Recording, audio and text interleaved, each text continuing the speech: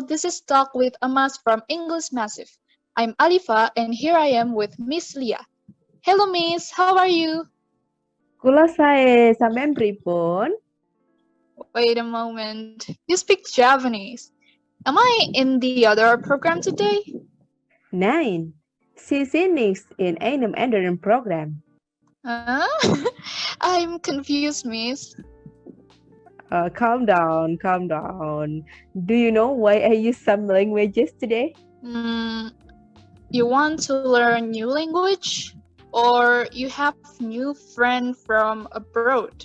No. Actually, I use it because it will be related to our topic today. I have read an article about the role of language in communication. Oh, I see. So we will have topic about communication. Not really. Actually, we will talk about language. It will be interesting, I guess. But before we start, let's remind our audiences again about English Massive Program. EMAS is an official English training program provided by Kediri City Government. This program is free for Kediri citizens. To get more information about us, you can visit our website at emas.pendidikan.kedirikota.go.id. This podcast is one of the programs for Advanced 2 participants that focuses on the application of speaking skill. This podcast is released twice in a month on Spotify Talk with Amas or our YouTube channel English Massive Kediri. Don't forget to subscribe to our channel and follow our Instagram account at English Massive. Without any further ado, let's check this out. English Massive Podcast. Talk with Emas. Language. When we heard this word, we might think about communication, country, and nationality. Is that wrong? No, it's not. Those three terms are the main aspects of language use. But there is another concept. It is about multilingualism that becomes the common trend in this current era. Have you ever heard about multilingualism, Alifa? Yes, in my opinion, multilingualism is when we can speak some languages for communication. For example, in our daily life, we always find any English words to describe something that we don't really know the word in our language, like phone, folder, file, install, download, software, hardware, and so many more.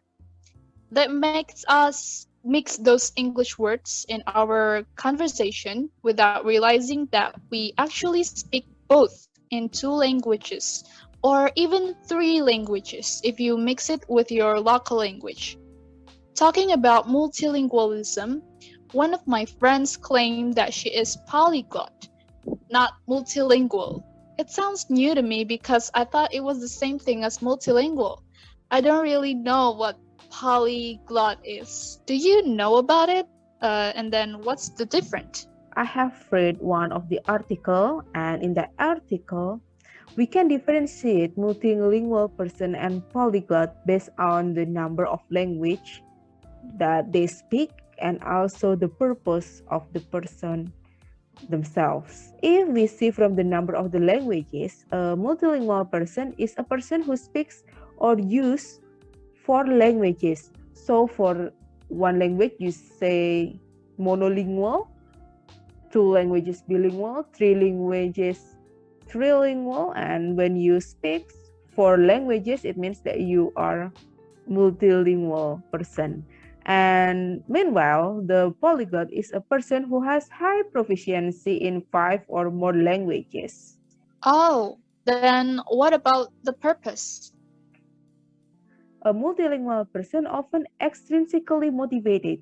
They become multilingual because how they are raised, circumstantial exposure, and practical needs such as education or work opportunities. In contrast, the polyglot has the attitude of loving language and learning for fun or out of pure intellectual curiosity, cultural intrigue, and obsession with language itself. That is concept of Oh, polyglot and multilingualism that I have read. oh, yeah, I got the point now. So they are different terms, right? Yes, that's right. And talking about learning language, are you interested in learning the other language from different country, Alifa? I want to know about it. Yes, I'm learning Japanese now since I really want to study there and make relations with Japanese friends. Wow, that is so cool.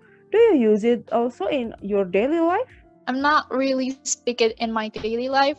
I only know a few words and sentences, but it actually really helped me to get Japanese friends.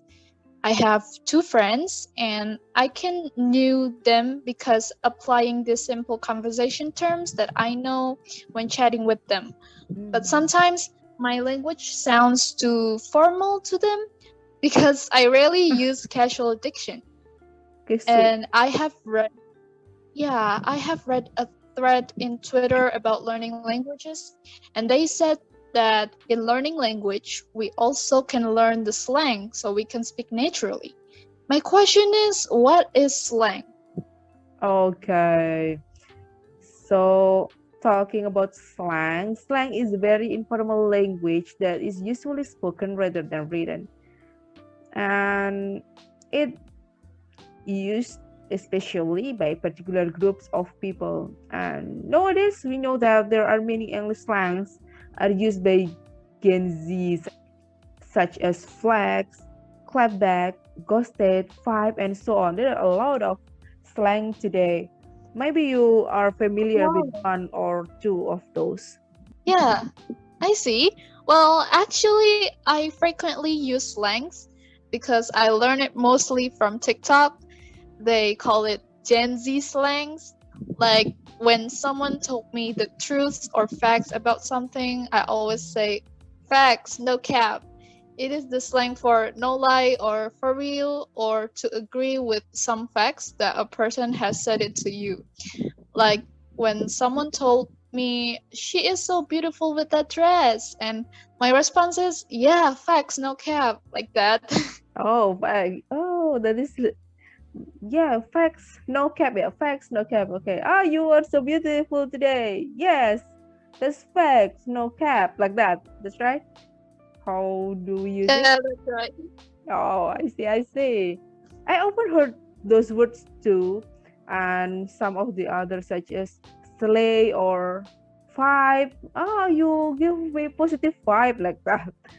And by the way, talking about language, talking about slang and communication, have you ever realized that we speak more than three languages in our daily life? For example, for me myself, I usually use Japanese in my home when I talk to my mom, and Indonesian in my workplace, and English in my classroom.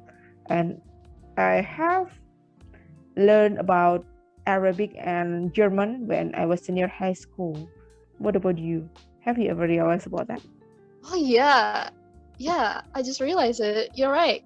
Like now we're speaking in English for this podcast, but after this podcast done, I might use Indonesian or Japanese because I live in the household who mostly use both of them.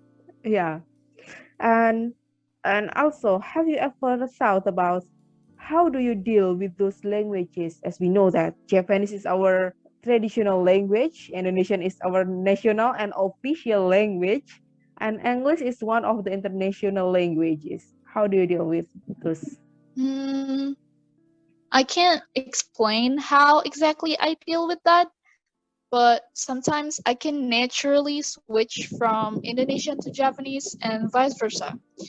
But when it comes to English, I need a few seconds to think about it, like to think how should I switch this, what grammars that I should use, what sentences or words that I should use. And I think I need to practice it more for this language until I can switch it up quickly and naturally. The same things goes to me. I also sometimes when I talk to someone, suddenly I mix the English and Indonesian, or Indonesian with Japanese, or English with Japanese. But actually, I have read one of the tips to use. We say it's called by code mixing. The writer suggests that it will be great if you use code mixing rather than code switching, or the vice versa. I forgot about it, but that is the point about the use of code mixing and code switching. I think that practicing of using language is the key to speak naturally and speak fluently about the use of the language. And okay, Alifa, I think that's all for our sharing session today. Thank you for having me in this. Thank you, Miss. My pleasure. Before we close our program today, let's have vocabulary time to learn some vocabulary related to language and how to use them in sentences. Okay, the first is multilingual. Multilingual is the ability to speak more than two languages. You can use it in a sentence such as, a multilingual person can speak 4 languages. For example, they can say, saya bisa berbicara bahasa Indonesia. I can also speak English, like Kak ngomong gaya Jawa, Nihongo demo. The second is polyglot. Polyglot is a who has high proficiency in 5 or more languages. The example of the sentence, Queen Elizabeth I of England is a polyglot. She was said to have been fluent in 6 languages by the age of 11. The third vocabulary is slang. Slang is a seasonal variety of languages spoken by certain social groups in informal situations. The example of sentence is, you can use slang, you thought you ate, which means, do you think you're good? To someone does or says something so confidently that's not even good to do or say. So, apakah kamu punya kosakata lain tentang bahasa? Or, do you have the other vocabulary about language? Give your answer in the comment section. Now, we are in the end of our session today. Thank you for having us in this session. And see you next time on the other episode of Talk with EMAS. Bye-bye! Bye!